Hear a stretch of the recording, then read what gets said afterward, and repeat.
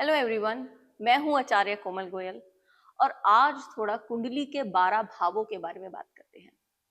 कुंडली में 12 हाउसेस होते हैं। इनको हाउस भी बोलते हैं, इन्हें भाव भी बोलते हैं और इन्हें घर भी बोलते हैं। तो 12 घर होते हैं जो हमारी पूरी लाइफ की हर एक तरह की बात कवर करते हैं।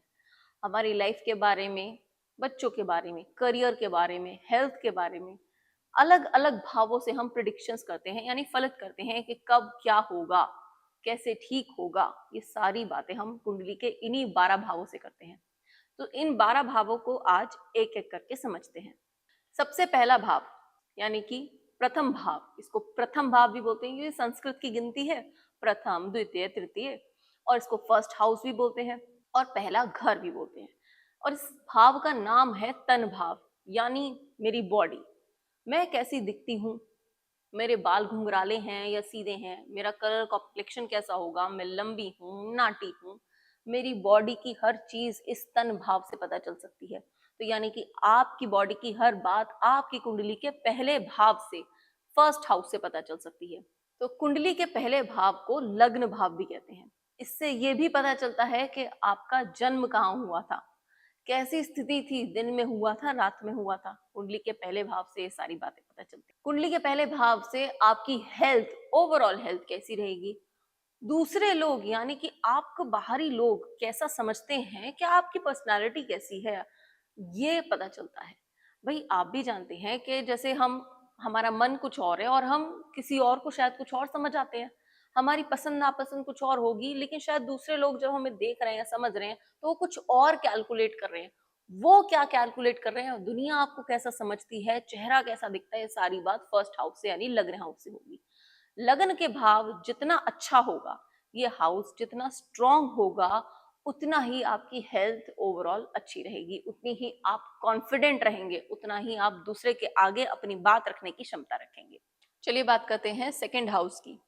सेकंड हाउस यानी दूसरा भाव, दूसरा घर, द्वितीय स्थान या द्वितीय भाव, और इसका नाम होता है कुटुंब या धन भाव। अब कुटुंब भी और धन भी, कुटुंब यानी कि ओवरऑल फैमिली। सेकंड हाउस से हम ओवरऑल फैमिली की बात करते हैं। सिर्फ आप नहीं, आप आपके लाइफ पार्टनर के साथ, आपके बच्चों के साथ या माता पिता के साथ, यानी एक घर में जितने भी लोगों के साथ रहते हैं, ये उस पूरी फैमिली की बात करता है। सेकंड हाउस से आप फैमिली से कितने जुड़े हुए हैं, फैमिली के साथ आपका जुड़ाव कितना रहेगा। घर में रहेंगे जिस फैमिली में पले बड़े रहे, या कहीं दूर जाएंगे, ये बात भी सेकंड हाउस से पता चलती है। अगर सेकंड हाउस वीक है तो कहीं ना कहीं इसका मतलब ये है कि आप घर से दूर जाके बसेंगे, इस घर में नहीं बसेंगे। सेकंड हाउस का जैसे मैंने बताया धन भी नाम है, तो धन की बात भी तो होगी, ऑफ कोर्स वेल्थ की बात भी करते हैं। इसका मतलब वेल्थ ही है। वेल्थ यानी मेरा जुड़ा हुआ धन, जो मेरे पास सेविंग्स है, जो प्रॉपर्टीज आपके नाम है, उस सब की बात भी सेकंड हाउस से होगी। ओवरऑल अगर आपका सेकंड हाउस अच्छा है तो आपके पास संचित धन यानी कि रुका हुआ सेविंग्स, ये सारी चीजें आपके पास ज्यादा अच्छी है। वो किसी भी फॉर्म में हो सकती है, शायद आपके पास ज्वेलरी ज्यादा हो या शायद आपके पास प्रॉपर्टी ज्यादा हो। तो ये सेकंड हाउस इसके बारे में बात करता है। सेकंड हाउस इसके साथ साथ आपकी वाणी यानी कि आप किस तरीके से दूसरे से बात करते हैं, इसके बारे में बात करता है। स्पीचेस, आपके बोलने का तरीका कितना इंप्रेसिव है, क्या आप किसी को इंप्रेस कर पाएंगे या नहीं कर पाएंगे, ये भी सेकंड हाउस बताएगा।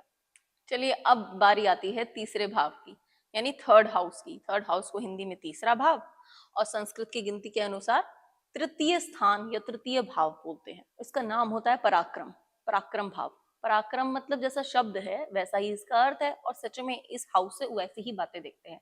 पराक्रम मतलब मैं कितनी स्ट्रांग हूँ, मेरी हड्डियां कितनी स्ट्रांग है, पंच मारूंगी किसी को तो क्या होगा, ये नहीं। पराक्रम मतलब ये कि क्या मैं हिम्मत रखती हूँ अपनी बात रखने के लिए। अब वो चाहे लड़ाई की हो, चाहे सिर्फ बातूनी लड़ाई हो, किस तरह की हिम्मत है मेरे अंदर। अपने ऑफिस के अंदर, अपने ऑफिस के अंदर अगर कलीग्स के बीच में कंपटीशन चल रहा है तो क्या मेरे अंदर हिम्मत है, मैं उस कंपटीशन को क्रैक करके आगे बढ़ जाऊंगी। तो आपकी कुंडली से अगर थर्ड हाउस अच्छा है तो शायद आप किसी को बोल आएंगे, तुम्हें देख लूंगा बाद में, क्योंकि शायद आपके भाई बहन या कुछ दोस्त यार खड़े हैं आपके प्रॉब्लम को सॉल्व करने के लिए आपके साथ। थर्ड हाउस से छोटे भाई बहन का विचार भी किया जाता है, यानी उनकी प्रिडिक्शंस करते हैं कि भाई बहन है नहीं है, बहन है या भाई है, छोटे खास तौर से। इसके साथ साथ थर्ड हाउस से हम रोज जिनसे मिलते हैं, जिनके साथ उठते बैठते हैं, उनके बारे में बात करते हैं। रोज किनसे मिलते हैं, चाहे शायद हमारे पड़ोसी हो गए, चाहे हमारे कोई रिलेटिव्स हो गए, जिन रिलेटिव से हम रोजाना आए दिन, एक दिन छोड़ के एक दिन या शायद रोज मिलते ही हैं, उनके साथ उठते बैठते हैं, वो रिलेटिव्स भी कहीं ना कहीं थर्ड हाउस में मिल जाते हैं। अब अगर आप यंग एज में हैं, यानी कि आप छोटे बच्चे हैं, स्कूल में हैं, किसी की कुंडली देख रहे हैं, वो छोटा बच्चा है, स्कूल में पढ़ता है, तो उसके लिए थर्ड हाउस से उसके क्लासमेट्स देखेंगे। वो कॉलेज में आ जाता है तो सिचुएशन चेंज हो गई, कॉलेज के फ्रेंड्स उसके थर्ड हाउस से देखेंगे, जॉब करने लगेगा तो उसके कलीग्स भी हम थर्ड हाउस से देखेंगे। तो थर्ड हाउस से ये भी पता चलेगा कि आप थोड़े बहुत कॉम्पिटिटिव है भी या नहीं है। अब अगर आपकी शादी हो गई तो आपके यार दोस्त या आपके अड़ोसी पड़ोसी भी हम थर्ड हाउस से देखेंगे। आप अगर एक हाउस वाइफ हैं और आप किटी ज्वाइन करती हैं तो किटी मेंबर्स या आपकी सहेलियां या आपके आस पड़ोस की औरतें भी थर्ड हाउस से देखेंगे। चलिए अब बात करते हैं फोर्थ हाउस की। फोर्थ हाउस यानी कि हिंदी में चतुर्थ भाव, संस्कृत की हिंदी चतुर्थ भाव, चौथा स्थान, चौथा भाव, और इसका नाम है सुख भाव। अब यहाँ पे सुख कैसे हैं? सुख तो हम सेकंड हाउस से भी देख सकते थे क्योंकि उससे हमने धन की बात करी थी। दरअसल इस हाउस से किस तरह का सुख देखते हैं, इस हाउस से देखते हैं कि आपके पास कितना लग्जरी है घर में, क्या आपके पास गाड़ी, घर, सब कुछ है, कंफर्ट्स हैं और आप उसे एंजॉय भी कर रहे हैं। ये भी बता सकता है कि शायद आपके पास पैसा, घर, गाड़ी सब होगा, लेकिन आपके पास टाइम नहीं है उसको एंजॉय करने के लिए, आप वो चीज एंजॉय नहीं कर रहे, आपकी फैमिली वो सारे लग्जरी लाइफस्टाइल एंजॉय कर रही है। तो आपका फोर्थ हाउस इंडिकेशन दे देगा कि पैसा होते हुए भी आप उस चीज को एंजॉय नहीं कर रहे। और इसके अलावा इसको मातृभाव भी कहते हैं। तो मातृभाव यानी कि फोर्थ हाउस से आपकी माता के साथ आपके कैसे संबंध हैं, माता से कितना प्रेम मिलेगा, कितना उनका साथ मिलेगा, माँ की गोदी में सर रख के ही सुख मिलता है ना, तो वो फोर्थ हाउस उसी सुख की बात करता है। घर में मुझे कितना कंफर्ट मिलता है घर आकर, ये बात मेरा फोर्थ हाउस बताएगा। अब बात करते हैं फिफ्थ हाउस के बारे में। फिफ्थ हाउस हिंदी में पांचवा घर या पंचम स्थान, पंचम भाव, और इसका नाम है संतान भाव। संतान तो हम समझ सकते हैं कि भाई अब हम चाइल्ड के बारे में बात करेंगे।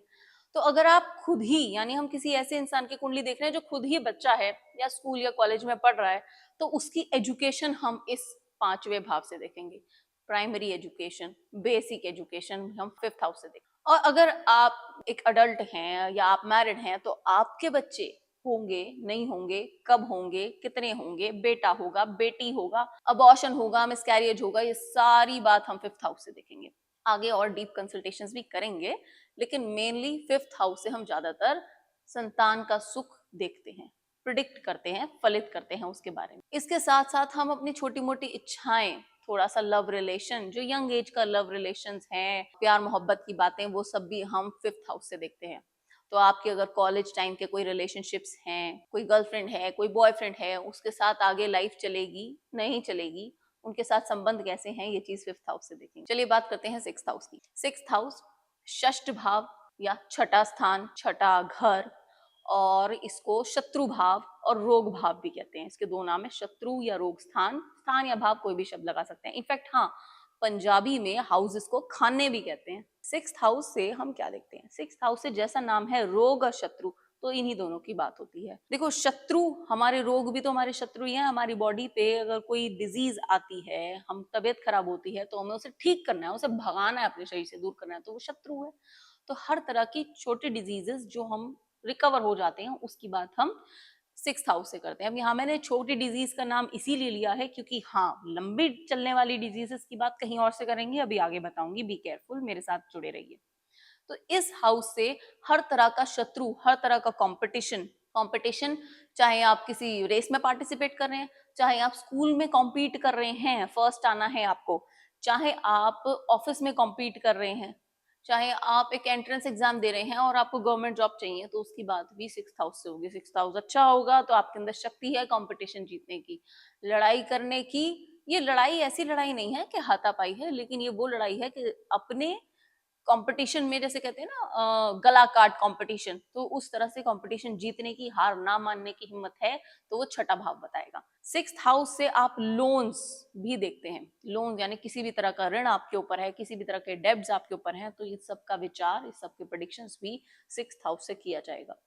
वो उतरेंगे, कब उतरेंगे, कंपटीशन कब क्लियर होगा, एंट्रेंस एग्जाम पास होगा नहीं होगा, सारी बातें सिक्स्थ हाउस से। इंटरेस्टिंग तो लग रहा होगा, आई होप। चलो अभी 12वें भाव तक की बात है, इस वीडियो को एंड तक देखना। 7th हाउस की बात करते हैं। 7th हाउस क्या है? 7th हाउस हिंदी में सप्तम भाव या 7वां भाव, 7वां घर और जाया भाव इसका नाम है। जाया मतलब लाइफ पार्टनर।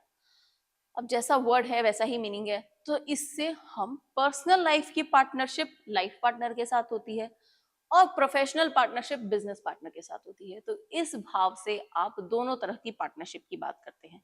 इनफैक्ट सिर्फ बिजनेस पार्टनर ही नहीं, अगर आप जॉब करते हैं और जॉब में कोई प्रोजेक्ट आप किसी कलीग के साथ हैंडल कर रहे हैं एज अ टीम मेंबर, और एक बहुत इंपॉर्टेंट मतलब जो भी जहां पर भी आप पार्टनरशिप में काम करके सॉल्व करें, चाहे वो जॉब हो चाहे बिजनेस हो, 7th हाउस से आप प्रिडिक्शंस करेंगे। अब देखेंगे कि क्या मैं पार्टनरशिप में काम कर सकता हूँ नहीं कर सकता हूँ, ये बात आपका 7th हाउस बताएगा। क्या मेरी शादी अच्छी चलेगी नहीं चलेगी, कैसी चलेगी, कब होगी, ये सारी बातें 7th हाउस बताएगा। डिले से होगी तो वो भी 7th हाउस बताएगा। 7th हाउस में अगर कोई बुरा ग्रह बैठ गया तो शादी को डिले कर देता है। मांगलिक दोष की बातें करते हैं ना, 7th हाउस से भी रिलेटेड है। I will make a separate video on this. तो 7th हाउस से हम इनफैक्ट पैसे की आवाजाही भी देखते हैं, यानी कि थोड़ा बहुत फटाफट से पैसे आ रहे हैं नहीं आ रहे हैं, इसका इनकम फ्लो का प्रिडिक्शंस भी हम 7th हाउस से करते हैं। अब बात करते हैं 8th हाउस की। 8th हाउस यानी हिंदी में 8वां भाव, 8वां घर, संस्कृत की गिनती आ गई अष्टम यानी अष्टम भाव।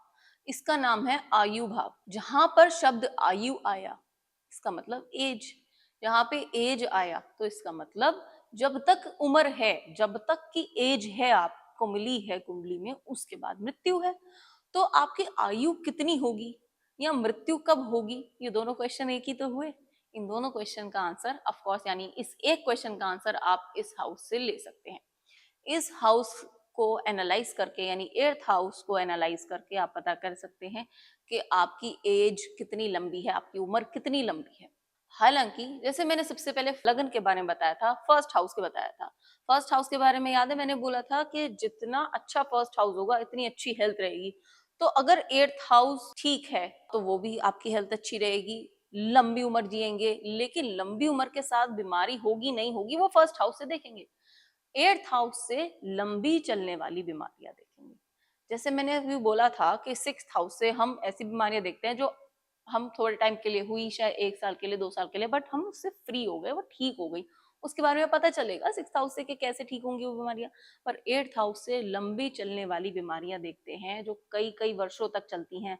और शायद एक मिडिल एज में कोई आपको छोटी मोटी प्रॉब्लम लग गई जिसकी दवाई, चाहे डायबिटीज हो गई चाहे बीपी हो गया, आप आजीवन लेते आ रहे हैं, उसका रीजन इस 8th हाउस से मिलेगा, उसका इंडिकेशन इस 8th हाउस से मिलेगा, यानी अष्टम भाव से मिलेगा। अष्टम भाव से अगर हम अब लंबी लंबी चीजें देख रहे हैं ना, तो ये भी याद रखिए कि 8th हाउस से हम रिसर्च की बात भी करते हैं, गूढ़ विद्याओं की बात भी करते हैं। यानी कि मैं एस्ट्रोलॉजी में आ गई, इस गहरी साइंस में, इस ऑकल्ट साइंस में आ गई, तो ये कहीं ना कहीं मेरे 8th हाउस का इंडिकेशन है, अच्छा होगा तभी मैं इस फील्ड में आई हूँ।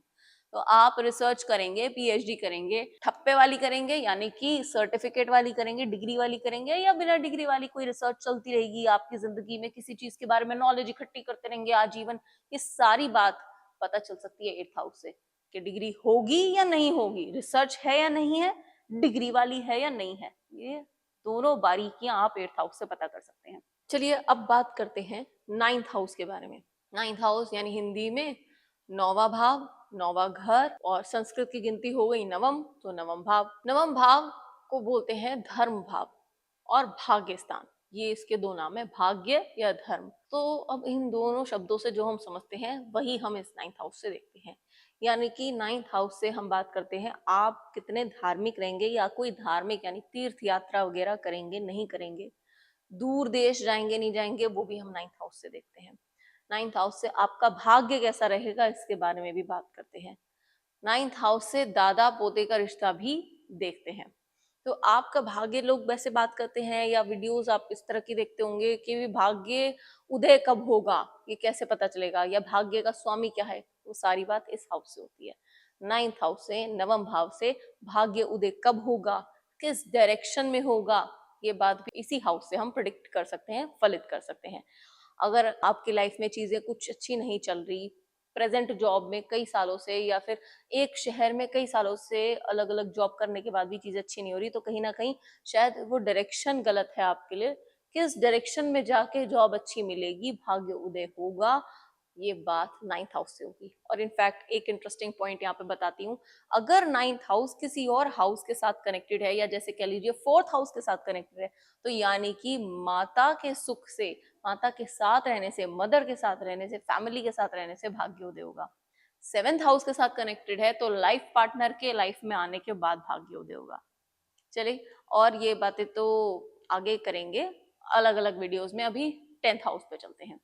टेंथ हाउस यानी हिंदी में 10वां भाव, संस्कृत की गिनती आ जाती है दशम, तो दशम भाव 10वां स्थान, और इसको कर्म भाव भी बोलते हैं। तो कर्म यानी कि आजीविका। अब आपका कर्म कैसा होगा, आजीविका कैसी होगी, क्या आपका जरिया होगा कमाने का, जॉब, बिजनेस, या दोनों आपको सूट करेंगे, मल्टीपल सोर्स ऑफ इनकम होंगे या नहीं होंगे, किस तरह की जॉब होगी यानी किस तरह का बिजनेस होगा, ये सारी बातें भी टेंथ हाउस से करेंगे। तो ये सारी बातें आप आराम से एनालाइज कर सकते हैं टेंथ हाउस से कि आपके ग्रह आपको क्या दे रहे हैं। लोग पूछते हैं ना कि हमारा काम किस तरह का हमें सूट कर रहा है, ये सारी बातें, इस तरह के क्वेश्चन हम टेंथ हाउस से देखते हैं। हमारे काम में हमें फायदा कब होना शुरू होगा, ये बातें भी हम टेंथ हाउस से देखते हैं। साथ में टेंथ हाउस से पिता यानी कि फादर से क्या सपोर्ट मिलेगा, फादर की हेल्थ कैसी रहेगी, फादर से रिश्ता कैसा रहेगा, ये सारी बातें भी हम टेंथ हाउस से करते हैं। तो फादर के ही साथ अगर काम करेंगे, बिजनेस करेंगे, वो बात भी टेंथ हाउस से पता चल जाएगी। डीप स्टडीज जितनी ज्यादा करते जाएंगे कुंडली में, उतने ज्यादा आंसर्स मिलते जाएंगे। 11th हाउस की बात करते हैं। 11th हाउस यानी कि हिंदी में 11वां भाव या 11वां स्थान, और संस्कृत की गिनती आ गई एकादश, तो यानी एकादश भाव। अब इसका नाम है आय भाव। आय मतलब इनकम। ये इनकम गेन्स, या चाहे अचानक मिलने वाला धन, चाहे रेगुलर आती हुई सैलरी, चाहे बिजनेस में कभी आ रहा है, कभी कम आ रहा है, कभी ज्यादा आ रहा है, ऐसा पैसा, ये सारी बातें 11th हाउस से होगी। और इससे भी हम मल्टीपल सोर्स ऑफ इनकम की बात करते हैं। इससे हम साथ में सिर्फ हर मॉनेटरी गेन्स की बात नहीं करते कि भाई बस मटेरियल गेन्स की बात कर रहे हैं, इससे हम अपनी इच्छाओं के गेन्स की बात करते हैं। यानी कि मेरी डिजायर मैं गेन कर पाऊंगी या नहीं कर पाऊंगी, जो मेरी डिजायर्स हैं, जो मेरी इच्छाएं हैं, वो पूरी होंगी या नहीं होंगी। हो सकता है किसी कुंडली में कि भी डिजायर्स पूरी ना हो, इच्छाएं पूरी ना हो, इच्छाएं मार के भी पैसा कमा रहे हैं, तो वो सारे डीप इनसाइट्स इसी हाउस से, इसी घर से मिलेगा, इस 11th हाउस से। इनफैक्ट एक बात और इंटरेस्टिंग यहाँ बताती हूँ, हर हाउस से, हर भाव से आप कुछ नेगेटिव और कुछ पॉजिटिव हर चीज की प्रिडिक्शन करेंगे। चलिए अब बात करते हैं 12वें भाव की, यानी 12th हाउस की। तो हिंदी में 12वां भाव, संस्कृत की गिनती आ गई द्वादश, द्वादश भाव या द्वादश स्थान। इस हाउस से हम क्या प्रिडिक्शंस करेंगे, इसका नाम होता है व्यय भाव। जो भी कुछ मुझसे दूर जाने वाला है वो ये है, 12th हाउस है। मेरा हर तरह का खर्चा 12th हाउस है। मैं बीमार हूं तो हॉस्पिटल में एडमिट हूं, खर्चा कर रही हूँ, वो भी 12th हाउस बताएगा। जर्नीज यानी कि यात्राओं के बारे में भी 12th हाउस बताएगा। आप चाहे विदेश यात्रा करें, चाहे तीर्थ यात्रा करें, चाहे हॉस्पिटल यात्रा करें, चाहे जेल यात्रा करें, सारी यात्राएं आपका 12th हाउस बताएगा। 12th हाउस से दोस्तों के साथ घूमना फिरना रहता है या नहीं रहता है, वो भी 12th हाउस बताएगा। दोस्तों के साथ खर्चा कितना करते हैं, अपनी लाइफ में खर्चा कितना करते हैं, ये भी 12th हाउस बताता है। अब ये एक बात बताइए कि हमने धन की बात करी सेकंड हाउस से, इनकम की बात करी यानी आय की बात करी 11th हाउस से, और खर्चों की बात करी 12th हाउस से। तो जो हम स्कूल में पढ़ते हैं कि income minus expenses is equals to profit, तो ये चीज तो कितने हजारों साल पहले जब ऋषियों ने रिसर्च करके ज्योतिष शास्त्र बनाया, तो इसमें भी उन्होंने तीनों हाउसेस को अलग अलग रखा, तीनों एस्पेक्ट को अलग से जज करने का तरीका हमें इस कुंडली में दिया।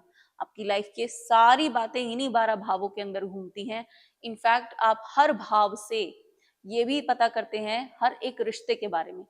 आप माता के साथ रिश्ता, पिता के साथ रिश्ता, वाइफ के साथ या हस्बैंड के साथ रिश्ता, भाई बहनों के साथ रिश्ता, बच्चों के साथ रिश्ता, मामा मामी के साथ रिश्ता, नाना नानी के साथ रिश्ता, हर एक हाउस अलग अलग रिश्तों के बारे में बात करता है, और आपकी पूरी बॉडी में अलग अलग बॉडी पार्ट के बारे में भी बात करता है, विचार करता है। ये सारी बातें आगे डिस्कस करेंगे आगे की वीडियोस में, और इसके लिए मेरे चैनल को सब्सक्राइब करना ना भूलें।